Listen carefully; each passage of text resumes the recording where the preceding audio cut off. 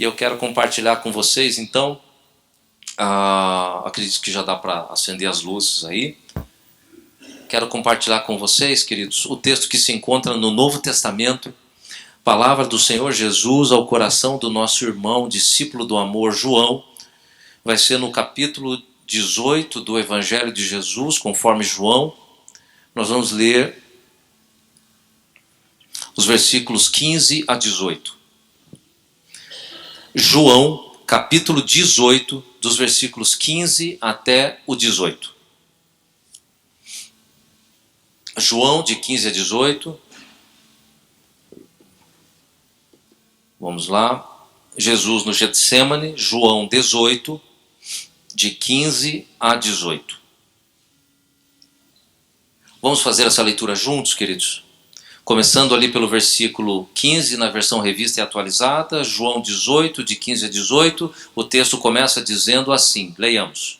Simão, Pedro e outro discípulo seguiam a Jesus, sendo este discípulo conhecido do sumo sacerdote, entrou para o pátio deste com Jesus. Pedro, porém, ficou de fora, junto à porta. Saindo, pois, o outro discípulo, que era conhecido do sumo sacerdote, falou com a encarregada da porta e levou a Pedro para dentro. Então, a criada encarregada da porta perguntou a Pedro: não és tu também um dos discípulos deste homem? Não sou, respondeu ele. Ora, os servos e os guardas estavam ali, tendo acendido um braseiro por causa do frio, e aquentavam-se. Pedro estava no meio deles, aquentando-se também. Até aqui. Pai, nós pedimos que a tua instrução maravilhosa, libertadora, seja derramada sobre nós na forma do ensino do teu Espírito sobre a tua palavra. Supera, ó Deus, nossas falhas, limitações, nossa resistência e fala aos nossos corações. Em nome de Jesus. Amém. Queridos, o texto que é bem conhecido fala de uma pequena parte do momento em que Jesus já tinha sido preso, sido entregue por Judas, já estava em processo de julgamento. Esse é um dos textos que servem para mostrar para nós um dos episódios mais dolorosos da fé cristã, não só pelo fato de ver Jesus sendo julgado de maneira injusta, mas dolorosos no sentido da piedade, porque é aqui, é neste pátio, que Jesus é condenado, que Jesus é humilhado, e que Pedro, ao ser perguntado se conhecia Jesus, foi neste pátio, onde estavam juntos, que os olhares se cruzam, e Pedro tem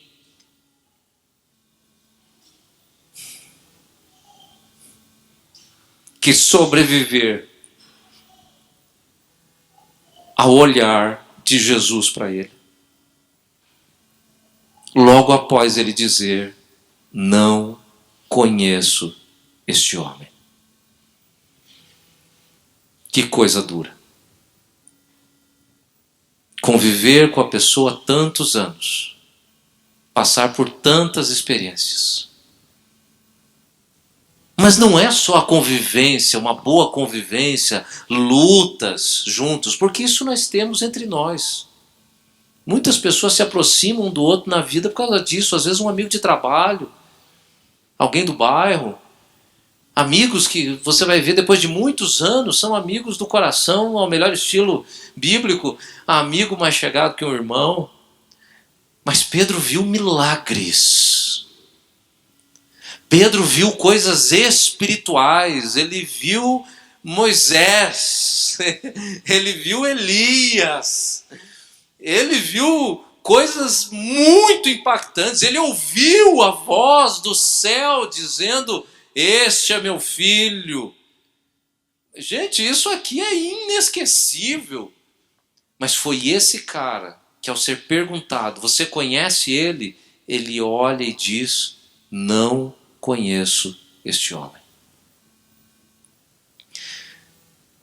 Às vezes a gente gosta de enfatizar o verbo trair na pessoa de Pedro, de Judas, perdão.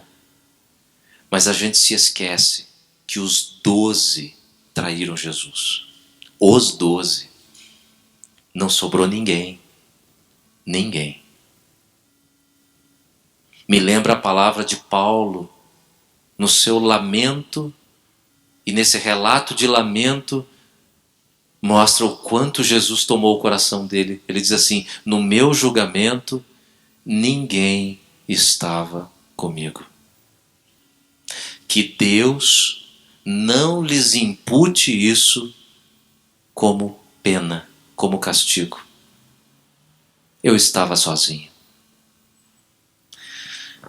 Esse é um episódio realmente dramático das Escrituras. E perceba você que o texto diz, então, que Pedro e o outro discípulo seguiam a Jesus, sendo este discípulo conhecido do sumo sacerdote. Então ele entrou para o pátio deste com Jesus, no pátio dos sacerdotes. É o pátio de Caifás. Ele entra nesse pátio e Pedro já fica de fora. Perceba a resistência de Pedro. Ele já fica de fora. E aí então, saindo esse discípulo que entrou com Cristo, que era conhecido do sumo sacerdote, ele falou com a encarregada da porta e disse, deixa ele entrar também. Repare você, esse discípulo era conhecido do sumo sacerdote.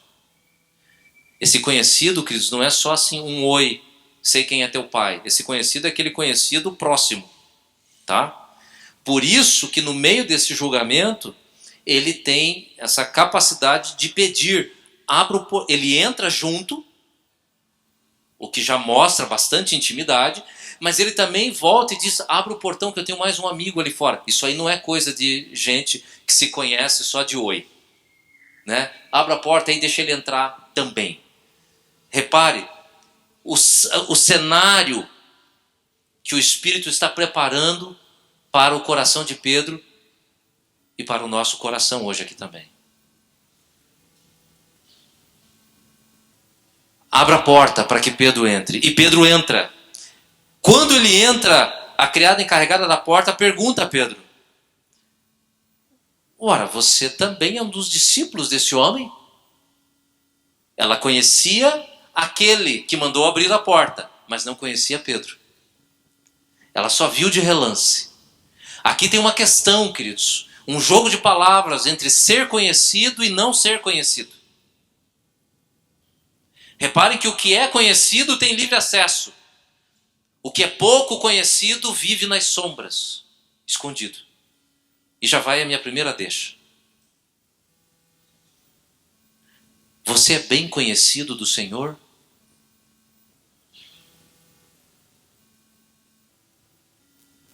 Ou ele tem uma vaga lembrança de quem é você?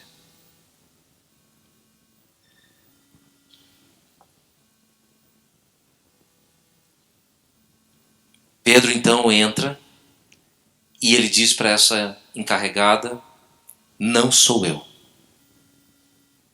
Ele mente. Ele não só trai, como mente. Não sou eu. Você está errado. Queridos, aqui reside um dos grandes desafios da vida cristã. E não pense você que é só pensando na história dos mártires, dos que morreram, foram para a fogueira, foram decapitados, foram mortos com flechas, com pedradas. Não, esses casos são muito extremos. Aqui mostra, queridos, a nossa postura quando as pessoas perguntam, mas você não disse que Jesus era o Senhor da tua vida? A gente evita esses momentos. A gente fica na porta do lado de fora. É a hora em que a nossa covardia se manifesta. E a gente não usa a questão de sermos conhecidos de Cristo para nos comportarmos como alguém que conhece a Cristo.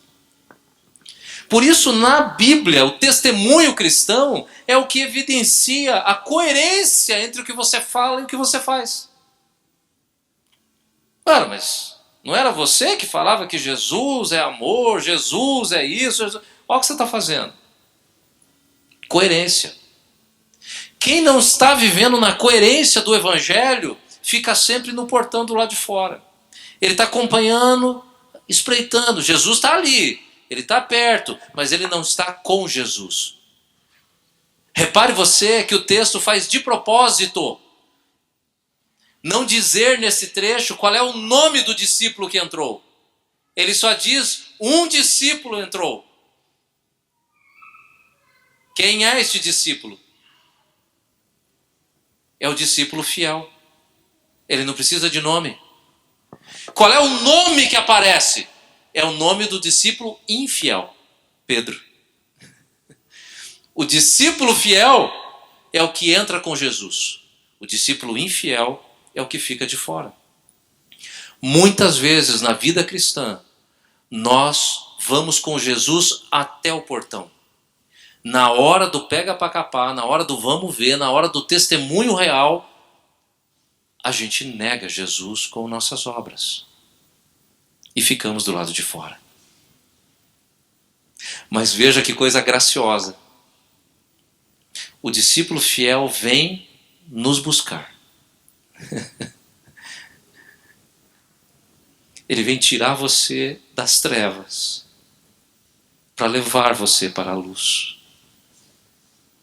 Na outra passagem dos evangelhos, quando fala sobre esse episódio, eles dizem que nesta hora o fogo foi aceso porque haviam trevas e era o momento de Satanás.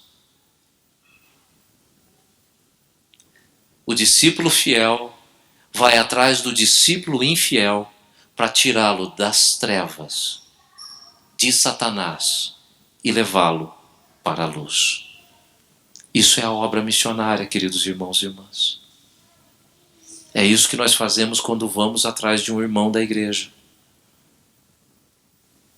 Quando não vem, está faltando, o que você vai fazer?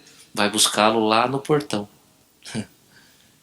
Venha, querido, venha, saia das trevas, venha para a luz. Assuma que Jesus é o teu Senhor e teu Salvador.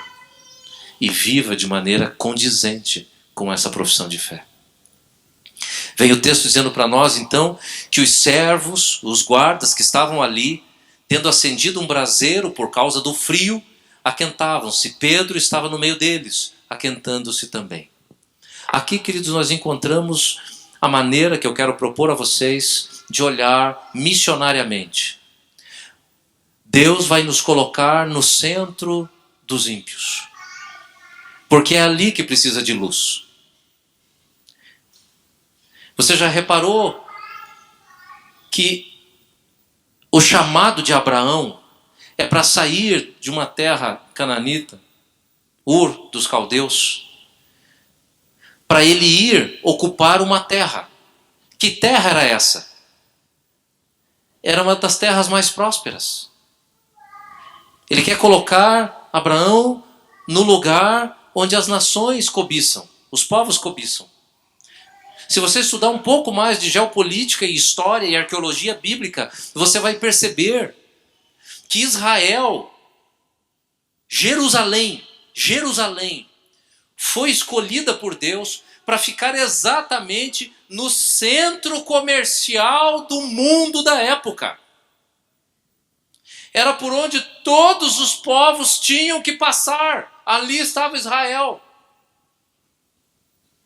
E aí você entende por que Jesus, quando ora, ele diz: eu não peço que os tires do mundo, eu peço que somente que os guarde do mal. Eu preciso deles no mundo. Eu preciso que eles sejam luz nas trevas, não no candelabro. As trevas precisam de luz, elas precisam estar lá. Pedro está no meio deste pessoal. E esse é o desafio missionário que nós temos. Muitas vezes você vai olhar para a sua família, para o seu trabalho, às vezes para o seu país, e você vai ver que você é o único crente naquele lugar. Na obra missionária, queridos, isso é muito comum. Muito comum. Eu poderia lhes dar exemplos aos borbotões de irmãos e irmãs que estão no campo missionário e eles são únicos. Só eles creem em Jesus, mais ninguém. Mas Deus os chamou para estar lá, ser luz em meio às trevas. Às vezes me dá a impressão que a gente gosta de ser luz no meio da central de luz do nosso país. A gente quer ser luz aonde está sobrando luz. A gente não quer ser luz nas trevas. O chamado missionário é para ser luz nas trevas. Tem um detalhe aqui nessa passagem que nos serve hoje como reflexão para a ceia. Vocês já repararam que a gente celebra a ceia frequentemente, né? Por que a gente celebra frequentemente? Porque ela foi instituída por Jesus.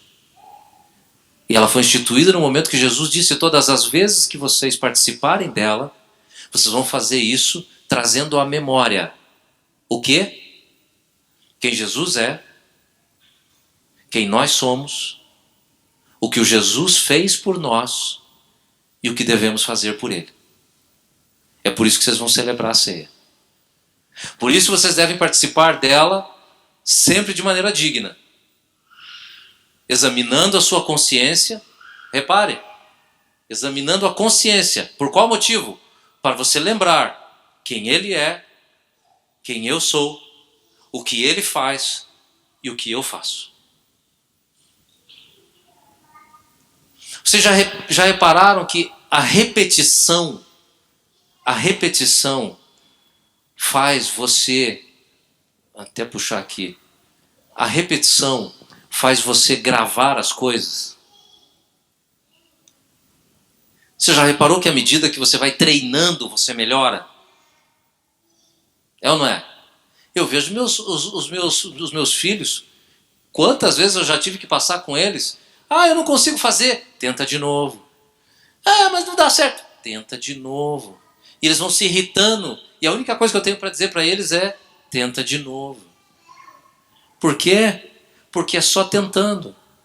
Hoje eles já estão maiorzinhos e entendem quando eu digo assim: filho, deixa eu te contar uma coisa que você não lembra. Mas você não sabia andar.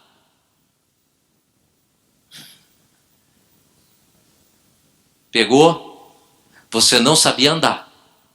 Sabe por que você sabe andar hoje? De tanto praticar. É só assim. Na área de treinamento, na área de comunicação, na área pedagógica, existe um material que é usado, chama-se a pirâmide de William Glasser. Nessa pirâmide, ele vai mostrando qual é o grau de aprendizado que nós temos. E ele fala assim, nós aprendemos as coisas, 10% de tudo que é ensinado, aprendemos 10% lendo. Aprendemos 20% quando ouvimos. Aprendemos 30% quando olhamos. Aprendemos 50% quando nós vemos e ouvimos. Aprendemos 70% quando nós discutimos isso com outra pessoa. 80% nós aprendemos quando nós vamos fazer aquilo. E nós aprendemos 95% quando nós começamos a ensinar para outras pessoas.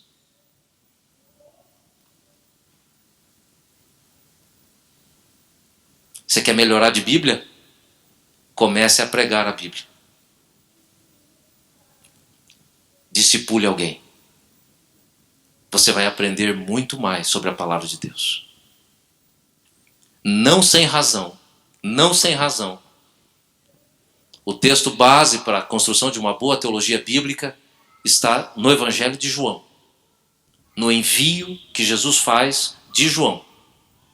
No texto de envio em João, vocês vão encontrar uma palavra que foi usada pela Igreja Católica Romana, que utilizava naquela época a versão latina, a Vulgata latina do texto bíblico. A versão latina tinha no envio de João, que são duas linhas, tinha a palavra latina, missio, que é enviar. Em grego são outras palavras. Missio. Foi a igreja romana que, utilizando a versão latina, criou a expressão missão. Porque a palavra missão não tem na Bíblia. E quando você encontra essa palavra em João, ele fala, aí agora já indo para o texto grego, o texto mais antigo, que a nossa missão é ir pregar, querigma, anúncio, verbalização, oralidade, comunicação. A missão da igreja é falar. Essa é a missão primeira da igreja. Não é a única, não façam confusão. Não é a única. Mas ela é a missão primeira. Quer entender isso melhor? Pegue o seu orçamento final do mês e escolha o que é que você vai pagar. Qual é a primeira coisa que você vai fazer? Se você for descrente, você vai pensar na manutenção da sua casa, da sua moradia. É o básico. Mas já que todo mundo é crente, a primeira coisa que a gente vai pensar é no dízimo. Certo? A primeira coisa. Significa que a missão da igreja tem prioridades. Nós devemos ajudar o pobre? Sim. Devemos consolar pessoas? Sim. Devemos fazer uma porção de outras coisas? Sim. Mas qual coisa que nós não podemos abrir mão? De pregar, falar da mensagem do Evangelho. A boa nova e a má nova. E assim está a grande comissão em João. É dali que surge o termo missão, enviar. Então repare você que nós repetimos a ceia por um motivo. Para melhorarmos. Cada vez que nós repetimos, nós melhoramos. Não à toa João Calvino, entre alguns outros reformadores, entendiam que deveríamos continuar com a prática que existia na igreja romana de celebrar a ceia todo culto. Por causa disso. Agora tem um detalhe que eu preciso amarrar aqui nesse texto com você, e é o que eu quero trazer para o seu coração hoje à noite. Se de tudo você esqueceu o que passou aqui, não esqueça disso. Deus trabalha com repetições. Por quê? Porque a repetição é uma maneira de comprovar que você aprendeu. Você entende isso?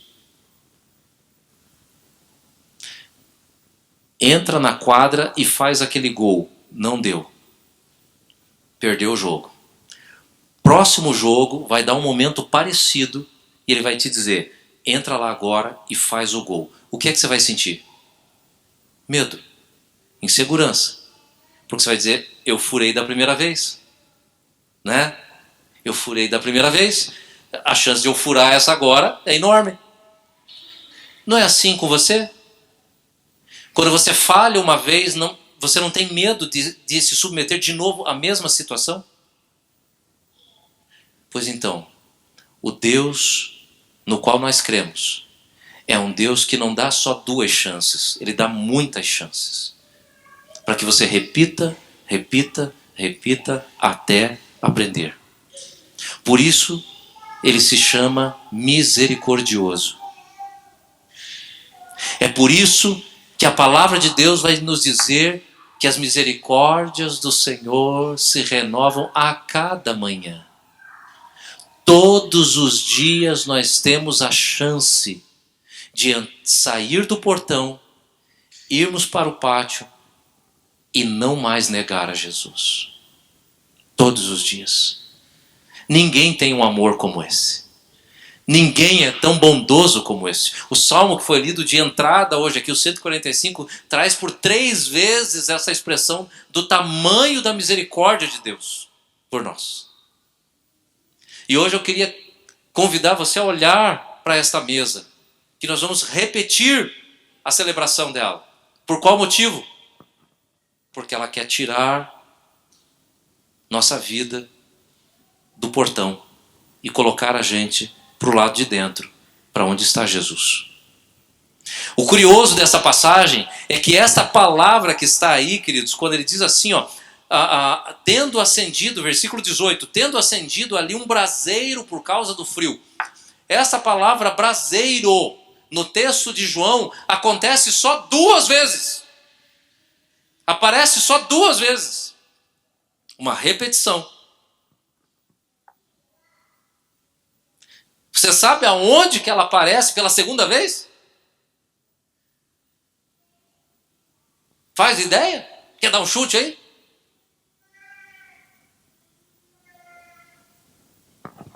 Abra sua Bíblia. Para os que não estão com ela aberta. Os que estão aberta, você já folheia e vai para o finalzinho de João.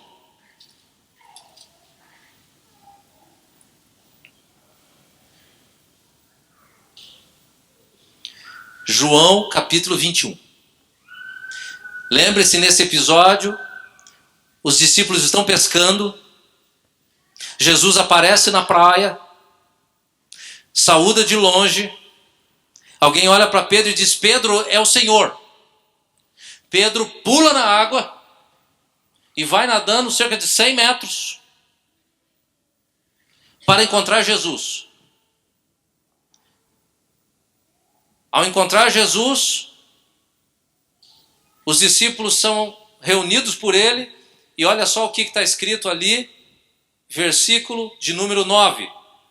Ao saltarem em terra, viram ali umas brasas, em cima peixes, e havia também pão. Brasas. É a segunda vez que essa palavra aparece em João. Se você está me acompanhando, você está entendendo. O que acontece depois desse versículo? Jesus repete as mesmas perguntas. Pedro, tu me amas? E desta vez, Pedro não nega.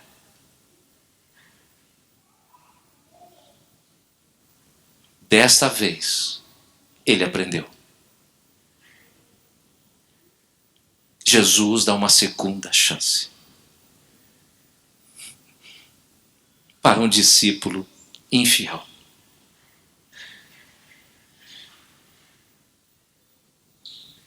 As brasas têm um simbolismo muito forte nas Escrituras, porque as brasas simbolizam o fogo de Deus, que é um fogo purificador e um fogo devorador. No texto de Levítico, vocês vão encontrar nas instruções do santuário um fogo que deveria estar permanentemente aceso, queimando. Por quê? Para simbolizar que Deus está constantemente ali purificando. O fogo de Deus purifica. Vocês vão lembrar disso, por exemplo, lá em Isaías. Ele vai até o fogo, puxa com uma tenaz uma brasa que está diante de Deus. Puxa essa brasa e toca nos meus lábios para purificar a minha vida. Uma brasa, o fogo de Deus. 2 vezes só em João, quando ele erra lá e quando ele acerta aqui, uma segunda chance. Hoje eu queria convidar você para olhar para a mesa do Senhor como uma chance e um convite da palavra de Deus, não meu, porque eu quero com vocês fazer a mesma coisa. À luz da palavra bíblica, eu te convido a, junto comigo, sairmos do portão e irmos para o meio do pátio. Pensar nas vezes em que negamos Jesus. Quando aceitamos coisas ilícitas. Quando mentimos. Quando, sabendo o que deveríamos fazer, fazemos errado. Quando, por medo do prejuízo por ser cristão, você prefere errar para ter um benefício. Em todas essas horas, Nós fazemos isso nas trevas, do lado de fora do portão. Mas Deus, que é rico em misericórdia, vai te dar sempre uma nova chance. Vai te colocar na mesma situação de novo. Ele sabe de todas as coisas. Mas é a gente que precisa saber que a gente mudou. Que isso não nos toma mais o coração. Que aprendemos a lição e mudamos de vida. O meu convite é que a gente participe da mesa do Senhor, entendendo essa segunda chance, terceira chance, milionésima chance, de um Deus que nos cobre de chances. Ah, se Ele executasse contra nós a sua justiça, hein? Quem voltaria para casa hoje? Quem, irmãos? Ah, se Deus olhasse para todos nós aqui hoje e resolvesse exercer justiça. A alma que pecar, esta morrerá. Não terminaríamos o culto. Mas na hora que terminar este culto de hoje, você for para casa, saiba,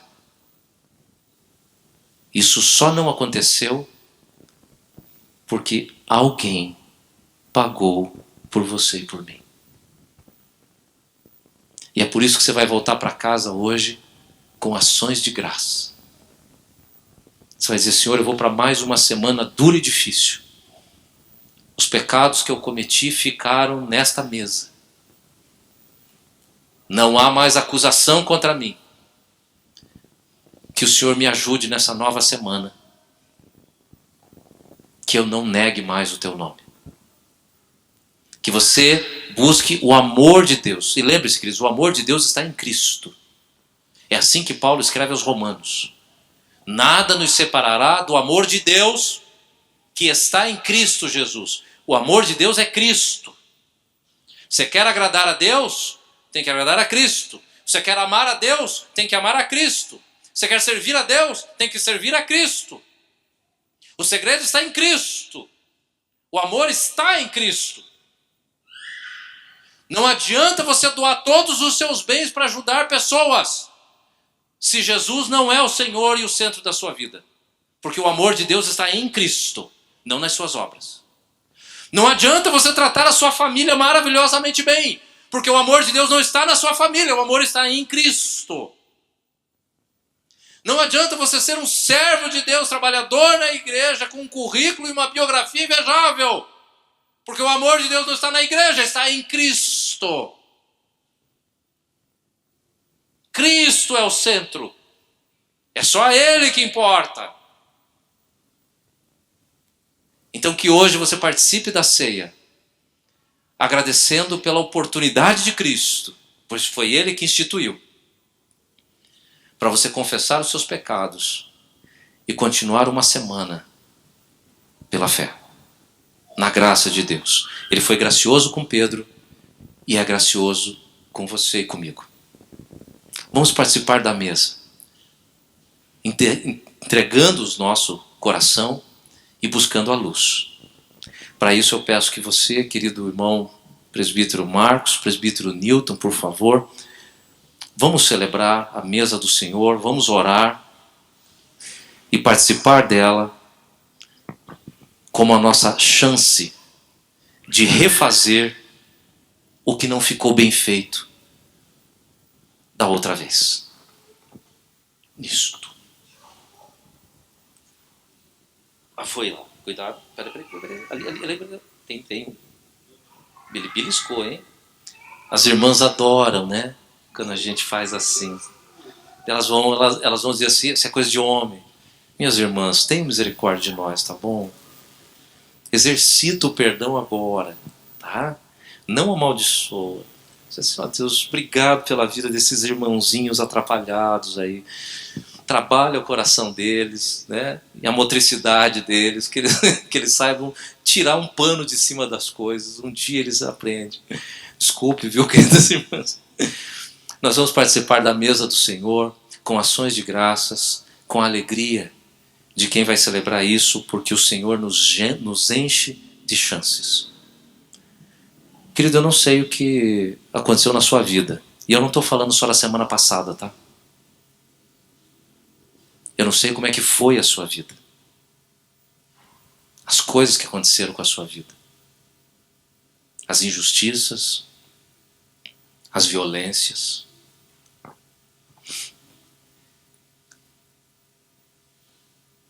Eu queria pedir para você entregar isso no altar do Senhor. Não deixe que essas coisas consumam você. Aceite o perdão de Deus e derrame perdão. Faz isso. E o Senhor cuidará do seu coração. Pai de amor, nós buscamos a Tua presença nessa hora, consagrando pão e vinho, na lembrança fiel de que o Senhor nos ensinou, de que todas as vezes que fizermos isso em memória do Senhor, nós anunciamos a morte do Senhor até que o Senhor venha. E nós celebramos isso a Deus crendo que o Senhor nos chama para o lado de dentro do muro. Não para ver a Tua glória, mas para ver o Teu sofrimento, a Tua agonia, a injustiça sobre sua vida. A Tua igreja se reúne nesse mundo, a Deus, para vivenciar e testemunhar as injustiças de um mundo que já está perdido para o maligno.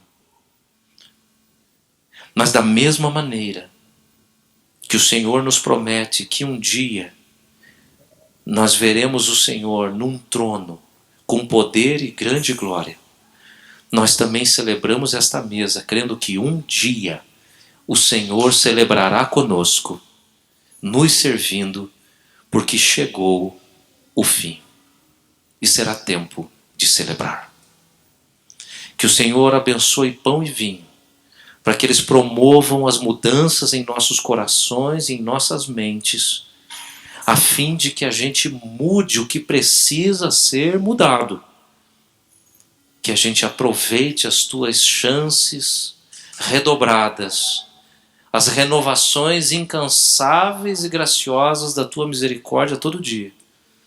Que o Senhor permita que a gente participe dessa ceia encontrando paz. Não por obras, para que ninguém se glorie, mas tão somente pelo precioso sangue e corpo de Jesus nosso Senhor. E é em nome dele que nós oramos. Amém. Queridos, na noite